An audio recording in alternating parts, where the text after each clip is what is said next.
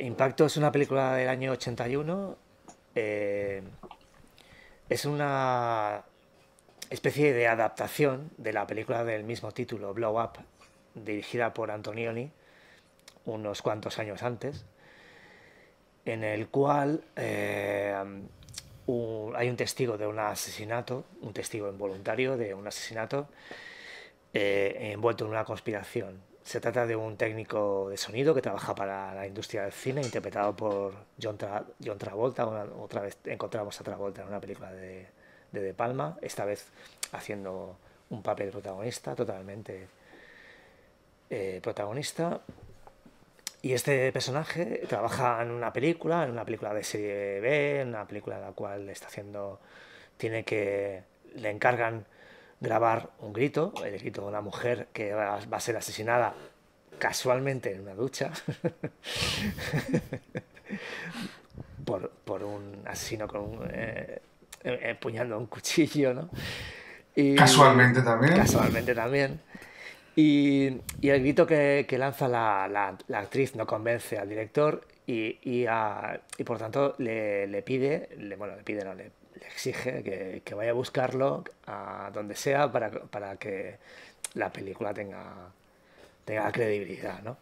Entonces, después de esto, vemos, de esta secuencia introductoria, vemos a Travolta de noche. Hay que decir que los técnicos de sonido suelen trabajar de noche para grabar efectos de sonido, porque es cuando... Wild Tracks. Sí, exacto.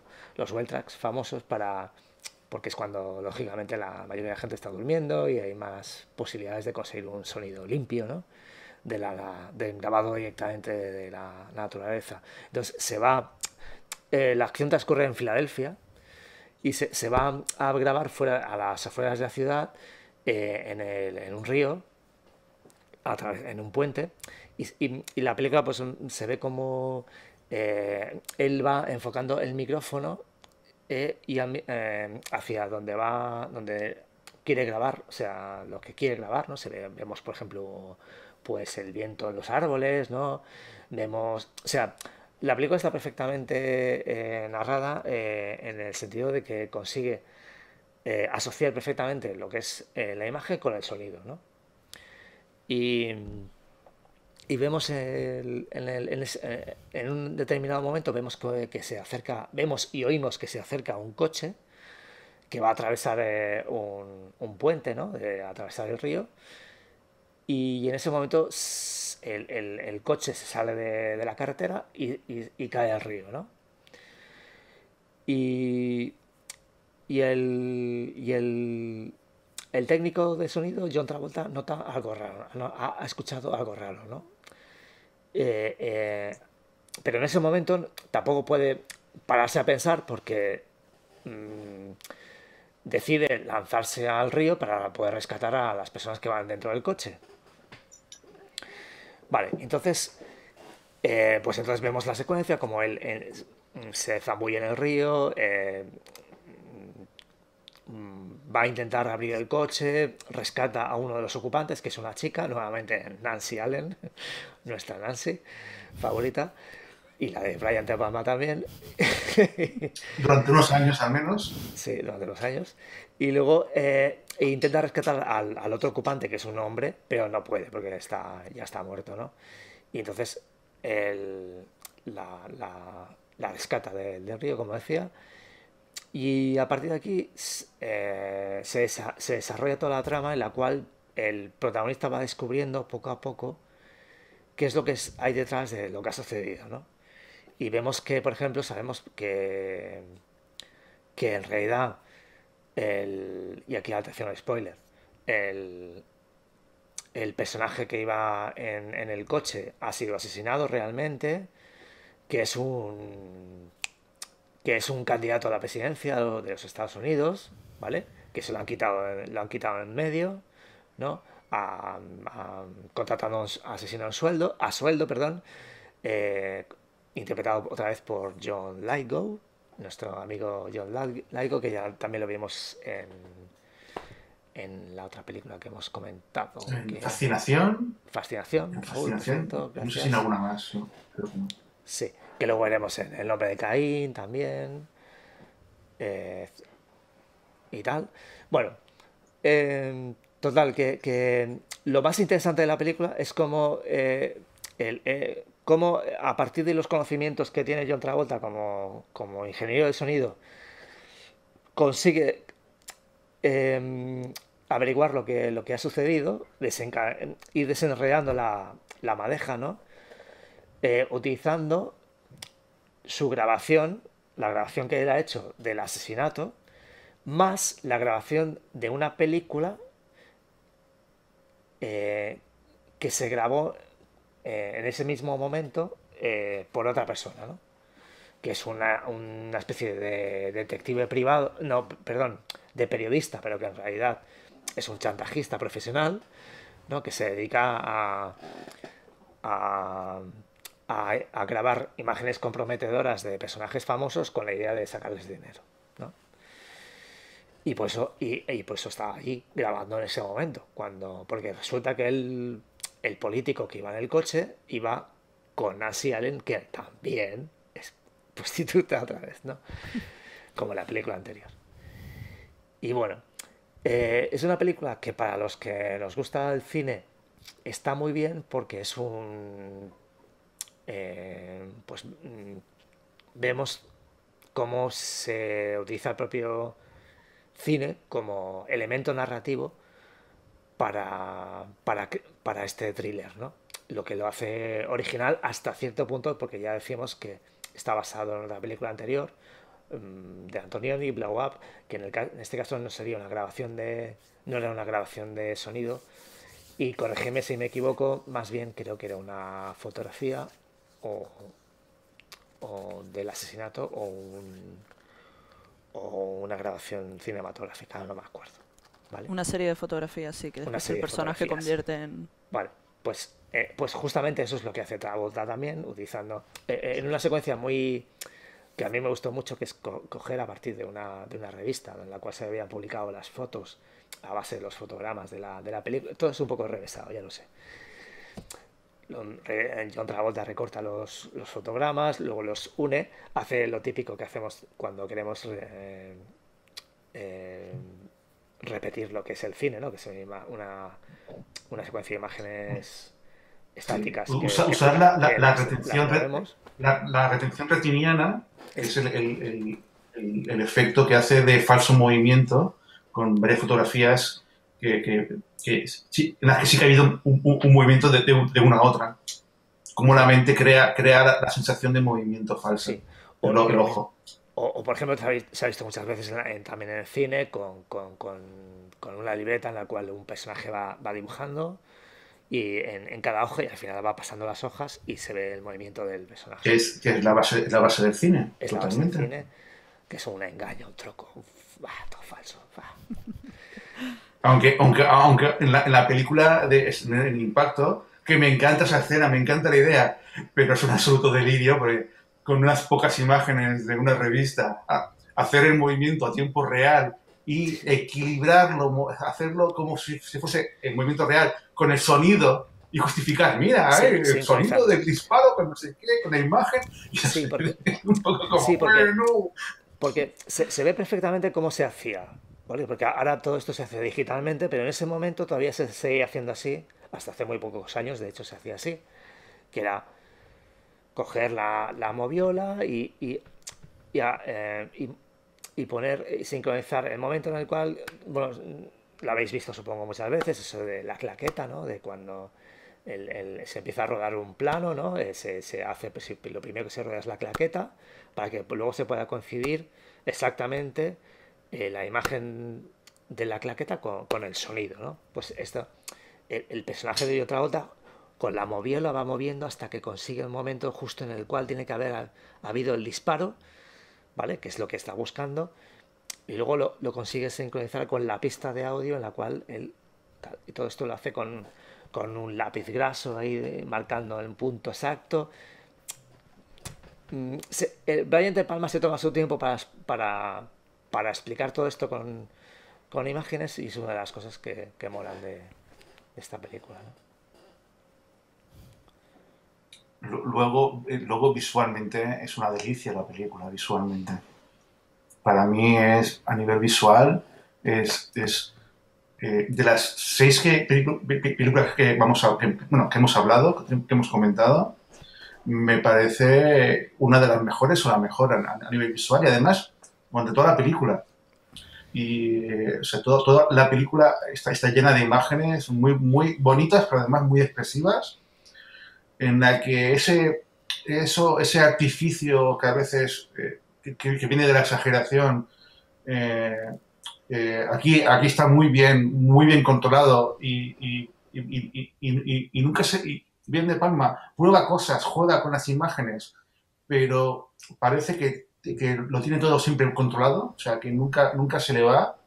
Me parece que es de las películas en la que las virtudes y defectos, aquí ¿sabes? Hablamos siempre de las irregularidades, aquí yo creo que las virtudes se meriendan, pero vamos, a los defectos. Es una película que a mí me parece especialmente brillante dentro de la filmografía de Brian De Palma.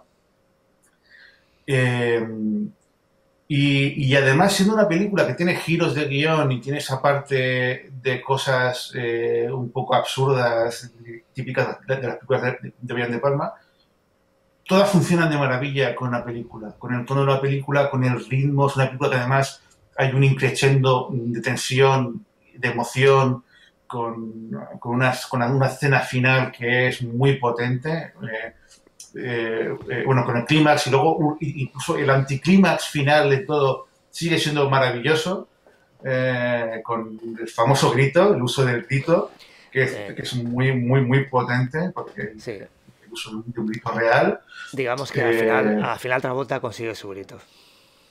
sí, un grito creíble, claro, creíble porque es real dentro de la película, claro. La escena de clímax es una escena de clímax potentísima a nivel visual, es una caña, no sé, a mí ya os digo, de las 6 que hemos hablado hoy es la que más he disfrutado de principio a fin. Y os dejo que sigáis comentando, no sé, Martina, ¿tú quieres añadir algo? Que seguro que sí. Em, bueno, volvemos ¿no? al dúo de personajes. Tenemos al personaje masculino, es lo que les decía, ¿no? Que son personajes que creo que se va a notar más en el segundo vídeo. Vamos a tener que hablar por fuerza más de este tipo de personajes, que no son cínicos, son personajes que creen en cosas, aunque a veces puedan ser cuestionables o lo que sea, son personajes que al fin y al cabo van a terminar haciendo lo correcto. De hecho, John Travolta en ningún momento se plantea dejar de perseguir al culpable o desentrañar lo que está sucediendo. Incluso convence al personaje de Nancy Allen, lo cual es muy trágico porque ella no quiere saber nada y es la que acaba pagando el pato. Eh, o sea, también diría con respecto a la historia que introduce el tema de la conspiración, que va a petarlo a partir de los 90 por una cuestión muy básica y muy simple, y es cuando la URSS se disuelve, ¿no? Se le suele llamar el fin de la ideología y el fin de la historia, porque ahora ya tenemos a una potencia mundial dominando el mundo. Entonces, y sin nada que se le oponga, al menos durante un periodo de tiempo bastante largo. Entonces, claro, está ya la idea, ¿no? De que hay una mano moviendo los hilos, que es la que decide unilateralmente el destino de todo el mundo. En este aspecto creo que Brian De Palma se adelanta un poco e introduce esto, el tema de una conspiración que está siempre un paso por adelante de, de la experiencia personal de cada persona, de lo que uno pueda percibir en su día a día o en las circunstancias, ¿no? De todo eso de no encontrar a alguien que te escuche. Hay un momento en el que Travolta dice literalmente: nadie quiere escuchar hablar de la conspiración, ¿no? Todo el mundo piensa que estoy loco. De hecho, el policía también habla del tema, ¿no? Dice que son una panda de comunistas que están acá infiltrados intentando jodernos, ¿no? Y bueno, y es eso. Bueno, sí que se reduce, sí que al final la parte de la conspiración termina reducida a un tipo, que es como acaban con ese tipo y se acabó el problema porque te lo soluciona así muy pim pam, ¿no? El tipo llamando y diciendo, ya está hecho. Y el otro le dice, pero no había que matarlo. O sea que ya cortamos el tema de la conspiración en seco. No es una conspiración, había una especie de conspiración, pero más sucia que homicida, ¿no?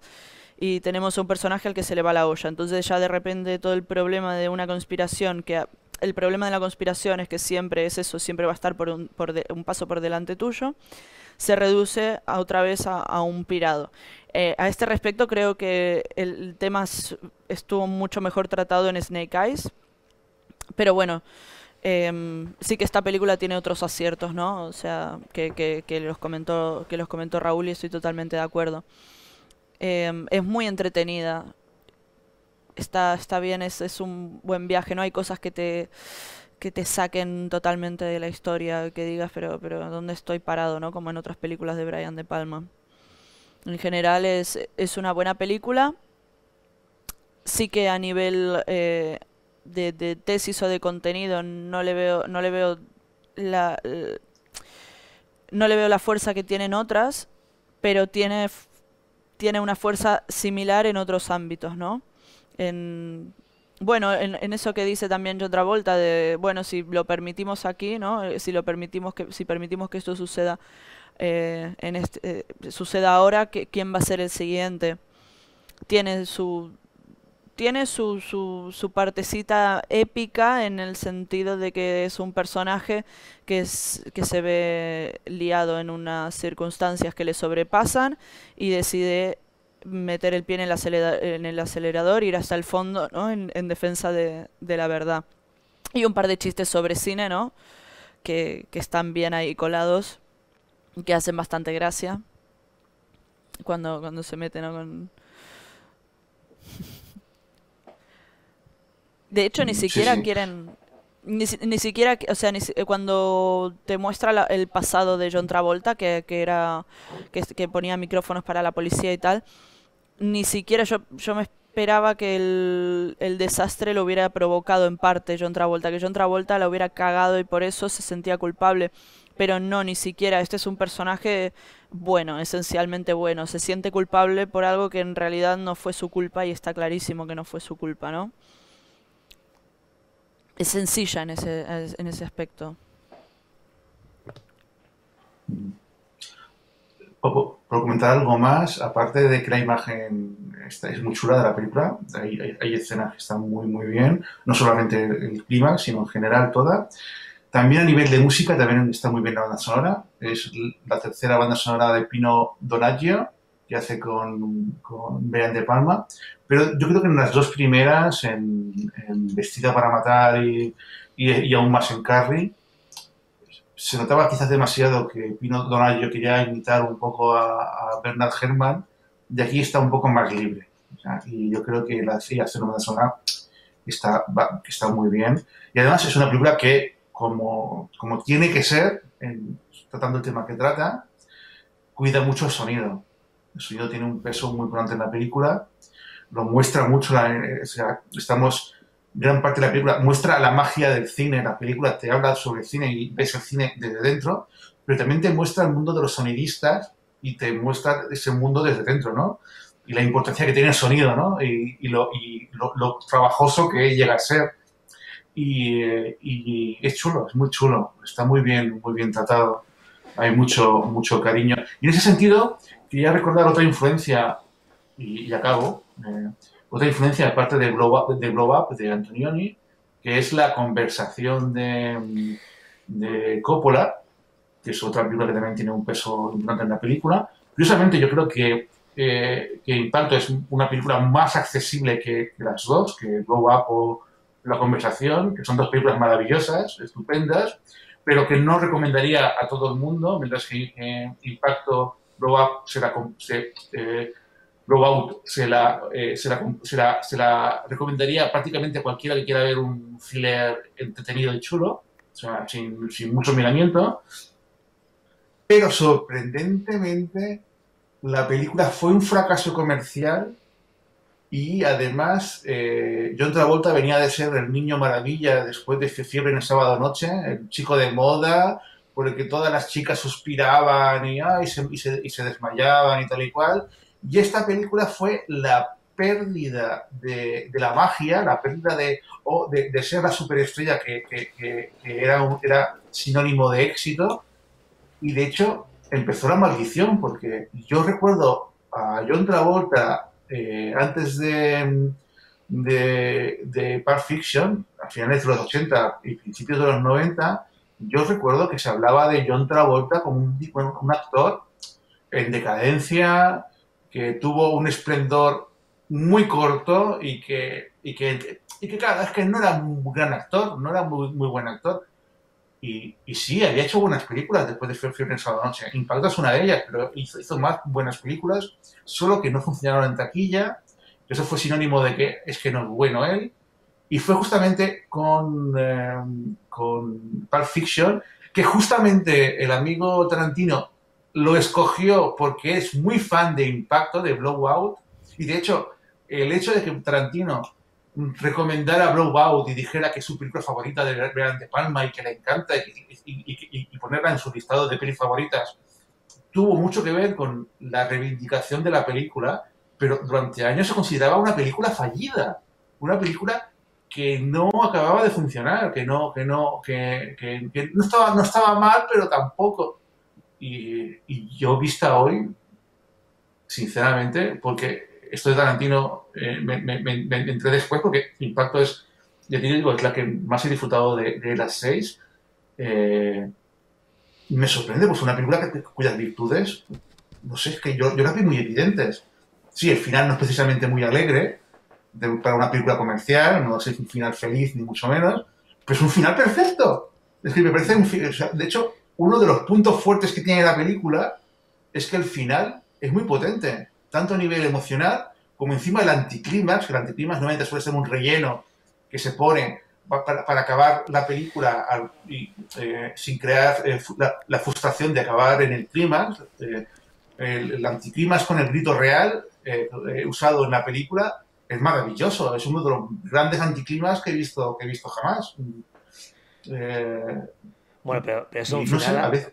pero es un final Sí, es anticomercial.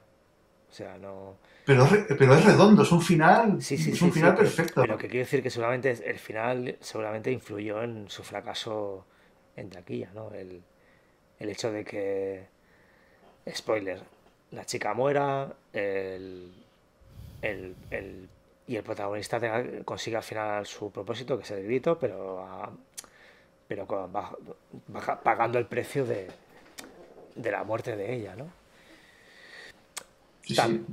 sí, yo también añadiría que lo he mencionado un poquito antes, pero lo recalco un poco más, que es filosóficamente cómo esta película parte de un arte que es el cinematográfico, que se basa en la mentira, en el engaño, ¿vale? Ya hemos comentado cómo el cine es posible porque nuestra visión nos engaña a la hora de ver las películas, porque en realidad son secuencias de imágenes estáticas una detrás de otra en movimiento, y eso nos crea la ilusión de que estamos viendo un movimiento real, ¿no? Una cosa real, perdón.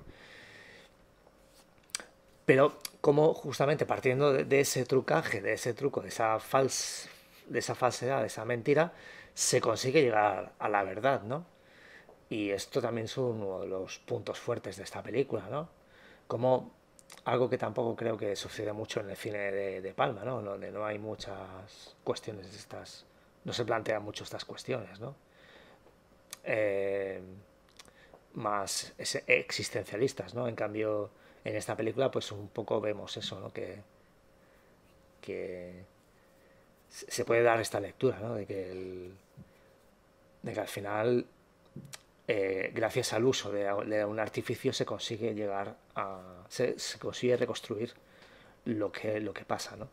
Pero ojo, que también se le puede dar la vuelta a esto, porque también se puede engañar a un tribunal con pruebas de este tipo, pero que en realidad no son reales, ¿no? Se puede, mediante el uso de imágenes, todo el mundo sabemos que se puede hacer pasar por cierto algo que no lo es, ¿no?